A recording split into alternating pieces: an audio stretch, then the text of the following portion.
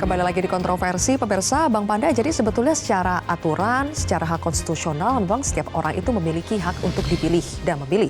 Tapi kalau berbicara soal kepatutan, seperti yang tadi disampaikan oleh Bang Hensat, untuk keluarganya presiden, untuk anaknya presiden maju, mau itu sebagai capres-cawapres, itu adalah persoalan kepatutan. Anda setuju atau tidak? Jadi begini, sebelum jauh ke situ, yang dibilang PKS tadi ada dua saya koreksi.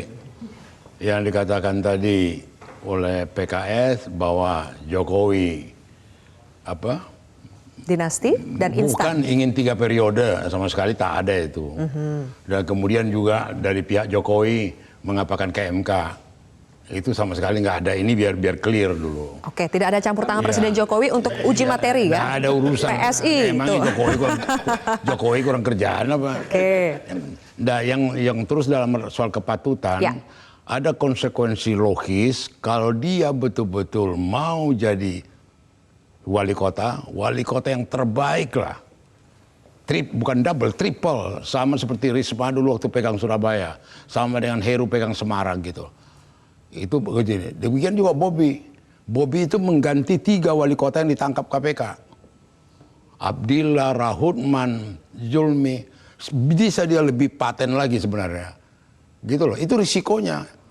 Pantaslah dia, patutlah dia menantu Jokowi. Tapi kalau abal-abal begitu, enggak ini. Aku bilang ke presiden, bagaimana itu mantumu itu yang di Medan? Aku bilang, aku ngomong sama Jokowi.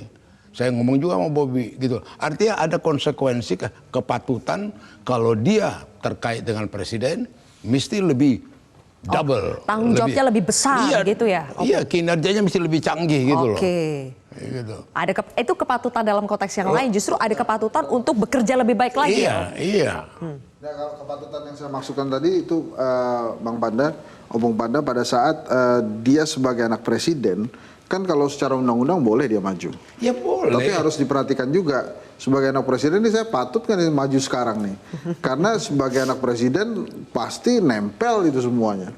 Nah, sebetulnya kepatutan itu yang menurut saya sih bukan hanya Mas Gibran, Bang Bobi ya, tapi juga beberapa anak pejabat kan juga mempersilahkan keluarganya juga untuk maju. Bahkan ada yang di satu kabupaten kota keluarganya terus turun-temurun. Itu kan masalah kepatutan juga. Tapi kalau boleh nggak boleh sih, boleh lewat undang-undang. Saya pikir ini berbeda perspektif kita ya.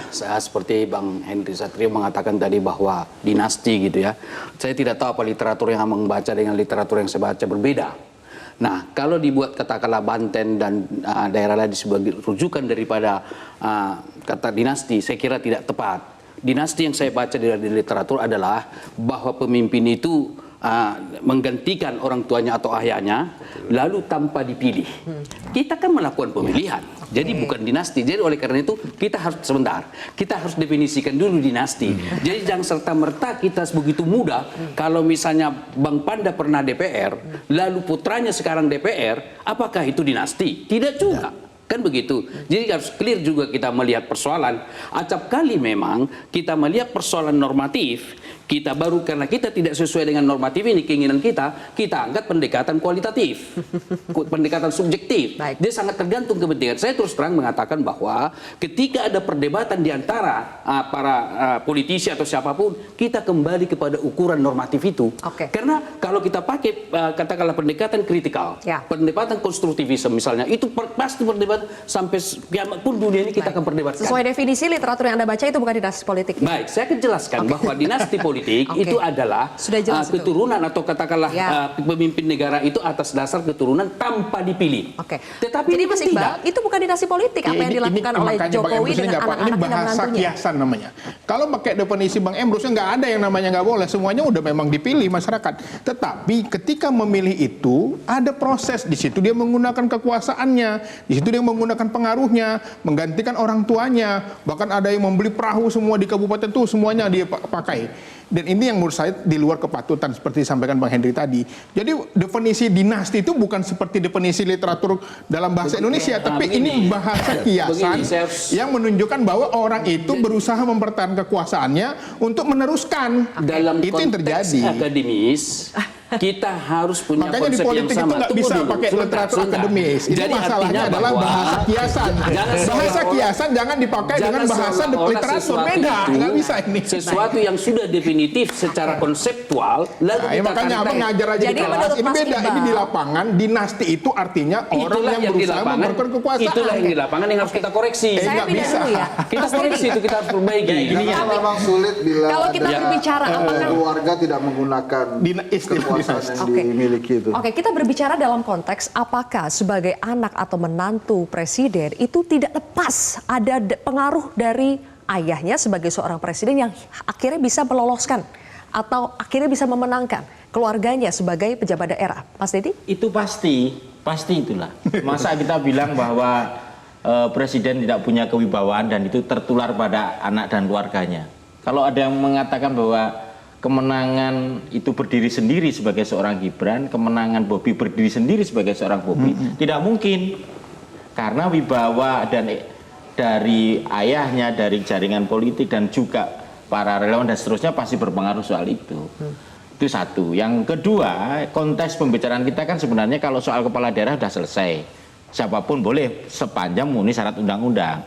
Yang kita konstruksikan bicara ini kan soal bagaimana kalau kemudian gugatan judicial review PSI itu atas nama anak muda tapi sebenarnya konstruksi politiknya untuk Mas Wali kan sebenarnya untuk jadi cawapres, kira-kira begitulah, kira-kira mudahnya begitu kita baca. ini ya. Boleh nggak? Ya boleh saja. Ada pertanyaan saya. Masalahnya Boleh? adalah Boleh itu saya? kan belum diputus sama Ada MK. satu pertanyaan saya.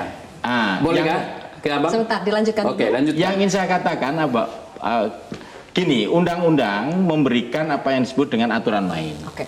Siapapun entah mungkin dari presiden, dari apapun ketika kemudian bertanding dalam sistem pemilu ada tata aturan harus dilakukan. Ketakutan orang terhadap atau siapapun terhadap mekanisme apa yang disebut dengan dinasti politik adalah abuse of power. Kira-kira begitu kan? Tapi itu pun juga sudah diatasi dengan regulasi positif. Cuman balik lagi ketika penyelenggara pemilu dan seterusnya itu tidak mampu kemudian berdiri secara netral, Oke. itu yang kemudian ini pemilunya menjadi masalah dong. Oke. Kalau Boleh, kemudian sedikit saja. terjadi Oke, abuse of power. baik. Oke, gitu. saya berikan kesempatan dulu kepada Mas Uce ya karena belum berbicara. Mas Uce, setidaknya kalau kita tidak mau menuduh ya apakah presiden menggunakan pengaruhnya atau jaringannya untuk bisa memenangkan keluarganya sebagai pejabat atau nanti jabatan politik tertentu, tapi setidaknya dari wibawa. Apakah ini juga yang akhirnya membuat Bara JP mendorong Gibran untuk menjadi suksesor, menjadi cawapres karena wibawa dari presiden, karena wibawa dari ayahnya? Sebelumnya saya mau ini dulu mengenai kepatutan tadi. Menjadi tidak patut juga orang yang punya potensi kita larang untuk maju hanya karena orang tuanya itu menjadi pejabat atau menjadi apalah sesuatu di negeri ini. Itu juga tidak patut. Ada yang tadi Bung Amrut bilang, ada mekanisme pemilihan. Ini tidak ujuk-ujuk.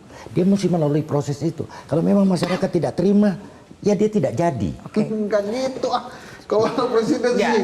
kalau pilkada udah selesai, Pak. Udah selesai. Bukan. Oke, lanjutkan Tadi saya dulu, Mas lanjutkan Uce. yang itu. Oke. Urusan pilkada udah selesai kan Bicara bukan itu tentang konteksnya. Gibran, ini sebenarnya ada momentum untuk melakukan perubahan. Gibran kebetulan menjadi role model. Dia hadir saat ini pada saat PSI sedang melakukan upaya itu. Untuk saya tidak ada sama sekali intervensi dari Pak Jokowi. Oke.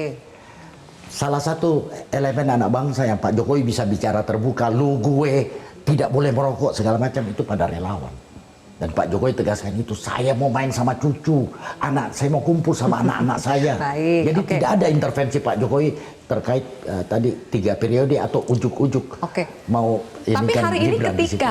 ketika Gibran sudah ditunjuk sebagai salah satu juru kampanye dari Ganjar Pranowo, itu bagaimana tanggapan dari Bara JP? Bagus kan? Bagus, tidak ada masalah. Tidak ada masalah. Tidak Memang menurunkan- seharusnya sebagai kader partai dia lakukan itu. Tidak mungkin kan Pak Wali ini berkampanye untuk ini yang lain pada saat beliau adalah kader PDIP. Tapi dengan kata lain kan kalau lewat jalur PD Perjuangan sudah tertutup kemungkinan buat Gibran menjadi cawapres. Tadi saya bilang Gibran ini kebetulan momentumnya ada dia yang menonjol. Jadi bisa saja itu berlaku untuk yang lain. Bisa prestasi saja? Gibran apa sih? Prestasi Gibran yang Oke. Pertanyaannya dulu dengan MK ya. Jadi saya mau meluruskan kalau terus dipojokkan ini kita bahwa ini atur. adalah Gibran. Kita atur milih orang lain gimana? Itu salah. Karena apa gini? Ketika kita membuat rembuk rakyat itu yang pertama-tama akhirnya memutuskan Pak Ganjar sebagai calon presiden, itu ada 9 nama. Salah satu namanya itu anak muda, namanya Emil Dardak, Wagub. Nah kalau ini ternyata orang ini terpilih sama kita, nggak bisa jadi presiden. Karena apa? Kepentok undang-undang. bukan karena dia ketua Demokrat Jawa Timur. Bukan. Ini kalau misalnya orang ini nanti terpilih oleh konstituennya PSI, kemudian menjadi calon presiden yang kita usung, ternyata nggak bisa. Kepentok umur di Oke, undang-undang. jadi PSI ini menekankan Kalau saya gini, Mbak. uji materi ini bukan semata-mata untuk Gibran gitu ya. Jadi bukan hanya Gibran, tapi Bukan hanya 40 juta Gibran. orang lain. Oke, Kebetulan Gibran tadi lagi menonjol. nih balik lagi sebentar. Apanya gitu? Apanya Mas yang Uce menonjol? tadi di akhir itu agak ketutupan kan suaranya Mas Bimo. Mas Uce mengatakan ini adalah Gibran lagi menonjol, ya kan? Ini lagi ada momen buat Gibran. Jadi meskipun tidak lewat jalan PD Perjuangan, ya bisa lewat jalan lain. Bang Panda, gimana kalau misalnya Gibran didorong menjadi tidak jadi cawapres lewat PD Perjuangan, tapi lewat jalan lain, misalnya jadi cawapresnya Prabowo? Gibran ini dalam satu organisasi teratur yang disiplin. Namanya PDI Perjuangan, ada mekanisme gitu loh. Maka dari tadi aku heran, barang orang kan dibahasin gitu. Ini udah ada. Saya sendiri pun tahu diri, udah ada Ganjar masih gue diketawain orang di internal kami, aku akan diketawain. Makanya gini, Mbak, izin saya. Tapi setahu Opung, Gibran sampai saat ini tidak menunjukkan ketertarikan untuk menjadi cawapres ya? Apa ya? Gibrannya? Ya moga-moga enggak. Enggak begini. Gibran itu sudah ada kerjaan sekarang. Dia mendampingi Ganjar. Nanti akan dimulai hari Sabtu pagi di daerah Bogor gitu loh. Dia udah dapat tugas itu, pekerjaan itu gitu loh. Jadi kemudian kita bahas dia jadi ini karena keputusannya. Jadi nggak pas gitu loh. Lebih bagus aku tadi nggak usah ikut. Aduh, jangan dong ngomong. Gibran ini akan taat pada Bukan nggak keputusan maksud aku. Partai ini punya aturan main, partai ini punya disiplin, partai ini tahu mengatur. Dia adalah kader daripada partai, tahu apa tugas dia. Makanya Dia kami sepakat. dari PKS membaca mulai dari pengusung Gibran, Kaisang di Depok. Ini sama kalian teman-teman PSI nggak punya tokoh aja. Maka sebagian teman-teman PSI didiklah kader itu untuk bisa dari bawah.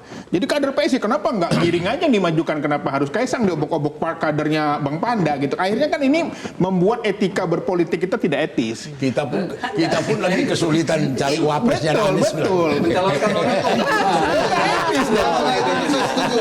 Ini bukan masalah etis nggak etis, kalau menurut saya sih itu emang strateginya PSI aja. Di pansos lah Strateginya PSI-nya itu emang dia nebeng Pak Jokowi. Iya. Itu aja strateginya. Jadi sekarang Mas Kaisang masalah ntar kemudian diomelin lagi sama PDI Perjuangan itu masalah ntar. Tapi yang penting PSI-nya kan naik terus. Gitu. Jadi Saya di sisi lain strategi boleh. aja. Jadi kalau memang itu konsep berpikir kita, begitu kan? Nah harusnya juga PKS apa dong dari kadernya? Kenapa mengusung Anies yang bukan kader? Tunggu dulu sebentar. Itu kan harus begitu. Artinya Pak kalau Anies memang itu sudah partai memang itu bersama tunggu dulu. PKS sejak Tunggu awal. dulu. Kalau memang kader itu harus ditonjolkan, ya semua harus dari kader dia, tidak boleh mengajukan calon presiden yang bukan kadernya. Yang kedua saya mau Bukan tanggapi. masalah Pak Anies sebentar. bukan kader partai manapun, beda sama Kaisang sama Gibran. Kaisang Gibran kader PDI dicalonkan PSI. Artinya abang katakan tadi bahwa Ya harus keluarganya PDI kan harus satu partai. harus dari kadernya. Anies sudah masuk Harus PKS. benar. Harus Ini dari beda, ini kadernya. salah, ini beda, ini beda. Artinya Itu masalahnya beda, bahwa Ya, kalau memang kita poinnya konsekuen, apa? Poinnya tunggu, poin kalau apa? kita mau konsekuen, Poinnya gitu kan? apa, poinnya? Sebentar. Kalau kita mau konsekuen, kadernya yang dibina, yang diusulkan jadi calon DPR, calon presiden, calon harus dari kadernya. Ya, memang harus kader dulu. Jangan dalam konteks Memang lain, harus- karena Nah, ini ini nggak paham, menguntungkan. ini nggak paham. Karena ini Semua menguntungkan. orang yang Kalau nyalon dipakai, itu yang Semua pertama. orang yang Yang nyalon kedua, DPR itu harus masuk kader dulu, punya KTA baru. Yang kedua saya mau sampaikan, ada mau saya sampaikan satu lagi. Yang kedua Iya, adalah sebelum kita break, Pak Emrus. sebentar aja. Iya. Kalau kita misalnya katakanlah kita kritisasi dinasti politik di dalam eksekutif, di dalam katakanlah presiden dan anaknya misalnya, apakah di partai politik tidak ada dinasti politik. Anaknya, bapaknya ketua umum pendiri, anaknya jadi ketua umum. Apakah itu katakan dinasti politik? Apakah ketua umum partai tertentu di situ anaknya jadi melejit, jadi anggota DPR, menduduki jabatan itu dinasti politik kah itu? Baik. Kalau kita mau konsekuen loh. Oke. Jadi Lah, saya kalau kira dia itu mendirikan sepanjang partai. sesuai dengan artinya, sepanjang sesuai dengan aturan, Enggak. sah-sah saja. Itu Konteksnya maksudnya. ini kan Tadi soal kan masih muda. ruang publik dan kebijakan publik kaitannya dengan Oke. apa yang disebut Pejabat dengan publik. pejabat Masih ada publik. satu segmen Partai lagi politik. Bapak-bapak. Nanti Gitu kita loh. sambung lagi ya. Kita Nanti sambung lagi ya. kan Kita masuk jeda dulu wilayahnya ya. itu. Oke, pemirsa kontroversi akan kembali sesaat Kalau lagi.